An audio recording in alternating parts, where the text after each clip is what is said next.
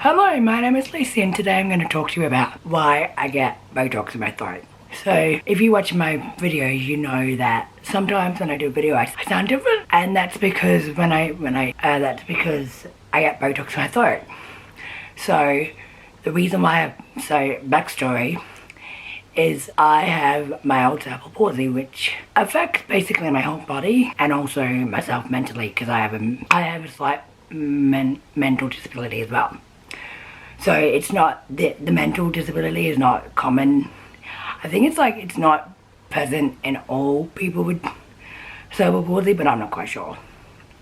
So I was born at 27 weeks, but I was the size of a 24-week-old baby. I was born 520 grams, and I had 2 brain bleeds after I was born because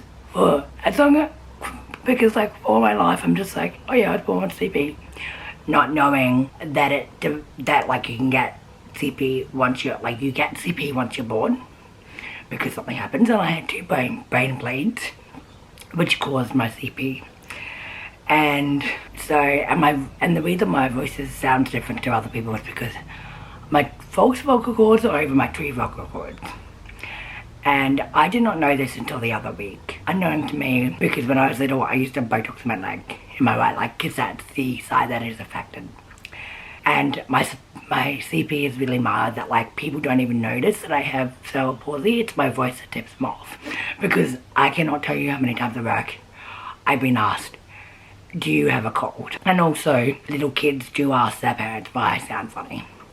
But that's okay to me because they're little kids and they don't understand. But anyway, I'm getting kind of off track. But so when I was little, I used to have Botox in my leg until I was 12, but it stopped working for me in my leg. But I always had speech issues because I couldn't speak until I was 2. I couldn't walk until I was 2. I used to have a book to say my emotions until when I was 5 because people couldn't understand me. So when I was little, my mum asked the auntie, would Lucy benefit from Botox in her throat? And the auntie at the time, they were like, no, she will not benefit. However, when I was 15, I was this uni student's guinea pig for her speech, for her final assignment, because she was doing speech therapy as a uni degree. And one day, my mum and I went to the uni, and we met with this speech pathologist that came from Melbourne. And she mentioned to us, Lucy might benefit from Botox. And I remember, and my mum was crying, and I'm about to cry. Like, she was, like, my mum was literally crying, and I've seen her cry. She cries when she's, like, upset and angry with us. And they speak to the pathologist, she's like, yeah, Lucy may benefit from Botox. There's a neurologist in Melbourne that does it. I had my very first treatment in December of 2011, and I was a wuss about it because I'd never had needles in my throat. I think I had a soft toy with me as well, just to like calm me down.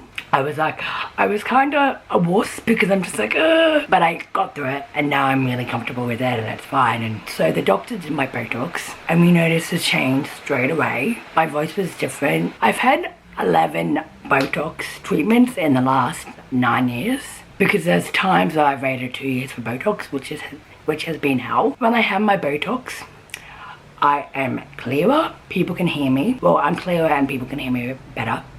And my tone of voice is also softer, which is beneficial to everyone around me. And it's really helped when I was a kid, like when I was like a teenager, before I had the Botox. I didn't like hearing myself. When I was a kid, I didn't like hearing myself in video and stuff. But now, look at me now, I'm filming videos. So you can tell that like it's better. But there is some side effects to having Botox sometimes, and I witnessed those side effects last time.